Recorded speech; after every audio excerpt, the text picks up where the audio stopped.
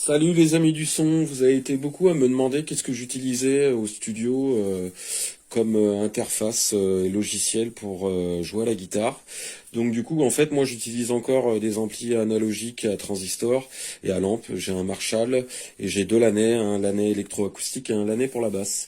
Et j'ai aussi des pédales de disto Boss.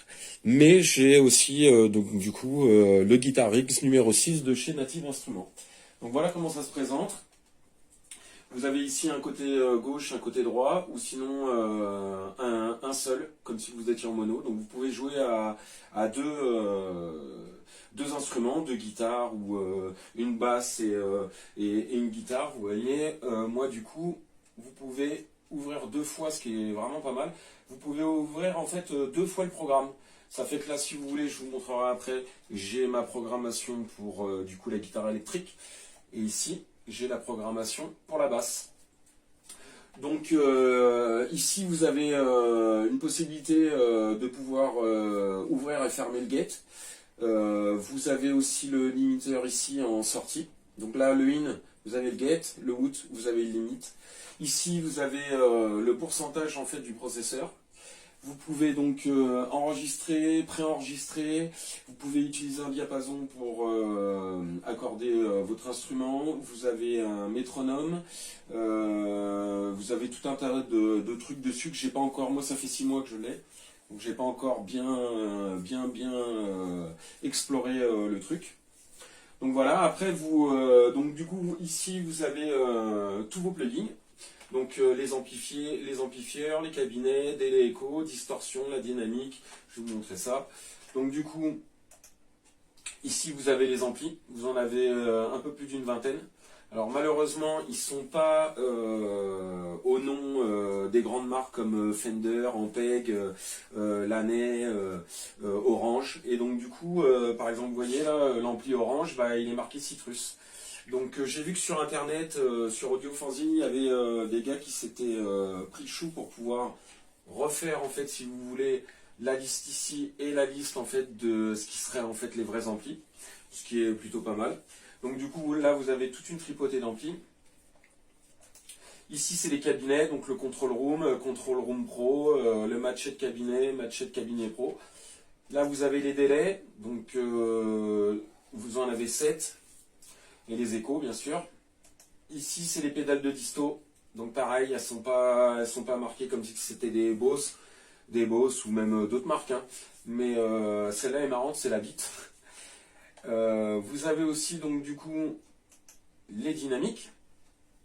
Donc les dynamiques, vous avez par exemple les phase compression, nose gate, solid bus compression et solid dynamique comme ici là. C'est les plugins SSL de la marque Solid State Logic. Donc après les autres, je ne les connais pas. Vous avez des equalizers qui sont ici, que vous pouvez equalizer paramétrique, equalizer graphique, equalizer SSL aussi. Vous avez les filtres. Donc les pédales wah-wah, alors je comprends très, à mon avis il faut quelque chose en plus parce que sur la pédale wah-wah normalement il faudrait son pied pour pouvoir actionner et ouvrir et fermer. Là du coup ça marche moyennement, j'étais pas satisfait des modèles wah-wah. Ici vous pouvez modifier donc analog séquenceur, enveloppe, LFO, input level, step séquenceur. Voilà. Ici c'est la modulation. Vous avez les chorales, les freak phasis, le tremolo, les phasers, rotator. Ici, c'est les pitch, les harmoniques synthétiseurs, octaveurs, pitch pedal. Voilà. Donc, à mon avis, je pense que le pitch pedal, c'est peut-être pour contrôler les pédales, du coup, pouvoir les allumer et tout. Vous avez les reverbs qui sont ici. Voilà, il y en a quelques-unes, hein. Vous avez après les Special FX. Et pour finir les tools.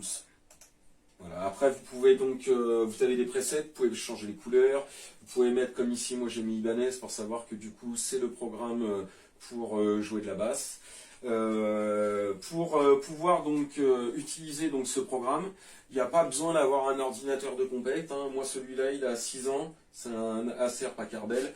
Il y a 8 Go de RAM avec un iCore 3 de 4 Go de processeur. Il n'y a pas de mémoire SSD et ça fonctionne pas mal, hein. J'ai ouvert donc comme je vous ai montré deux fois le programme et je suis à 20% de processeur. Donc voilà, pour pouvoir faire marcher une guitare ou une basse, il vous faudra ceci, une carte son. Alors pas obligé d'avoir celle-là, hein. Moi j'ai pris une solide Slate Logic parce qu'elles sont très bien celles-là. Elles sont juste elles sont assemblées en Chine et fabriquées en Angleterre. Donc du coup, il vous faut absolument un mode, donc du coup instrument qui sera marqué, où c'est marqué Line et IZ. Parce que sinon vous ne pourrez pas faire fonctionner donc du coup votre instrument.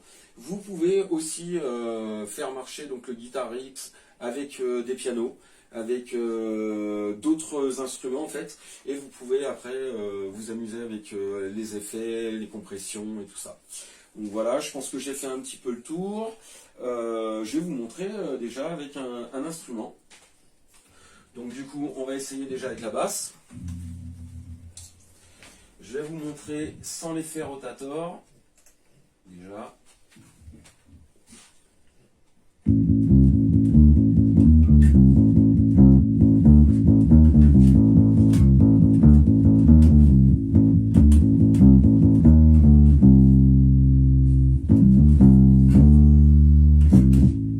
Voilà, on va se mettre un petit effet.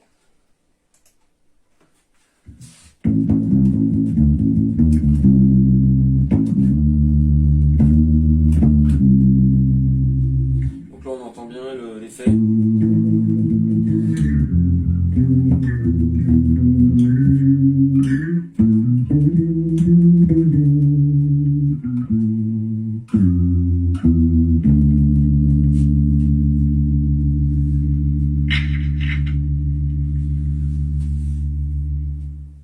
Donc voilà, donc je vais vous montrer avec la guitare. Alors ce qui est gênant, c'est que du coup, c'est très long à prendre en main quand même, pour pouvoir tout bien paramétrer, pour pouvoir calibrer, parce que vous voyez, vous pouvez calibrer ici en fait le cabinet, qui soit le micro plus proche de l'ampli, ou que le micro soit plus loin. Il y a quand même un peu de taf à faire pour que ça sonne et que ça rende un peu comme si vous aviez un vrai ampli à transistor analogique. Donc du coup, si vous avez que le soir 10 minutes ou un quart d'heure pour pouvoir vous amuser et faire le con par exemple, et ben moi je trouve que c'est pas vraiment trop utilitaire à utiliser. Le mieux c'est une pédale, l'ampli et bam, vous branchez votre guitare et vous jouez, et vous avez qu'un quart d'heure et voilà, parce que là il faut quand même du temps pour pouvoir programmer tout ça. Donc on va mettre la guitare, donc la guitare tout simplement ici, hop.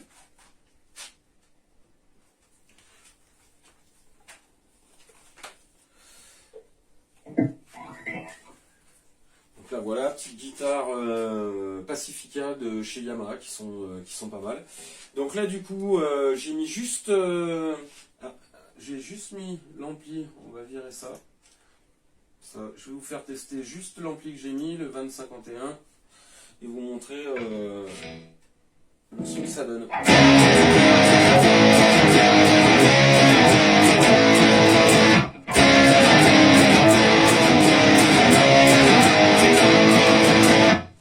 Voilà, après on va mettre un petit phaser pour vous montrer. Là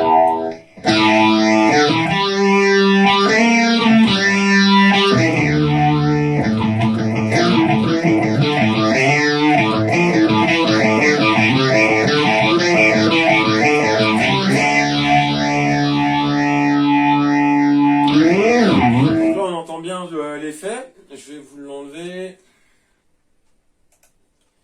Tac. Et là du coup je vais vous mettre la pédale Mezone qui fait penser à la Boss Metal Zone. Donc du coup là ça va pas être...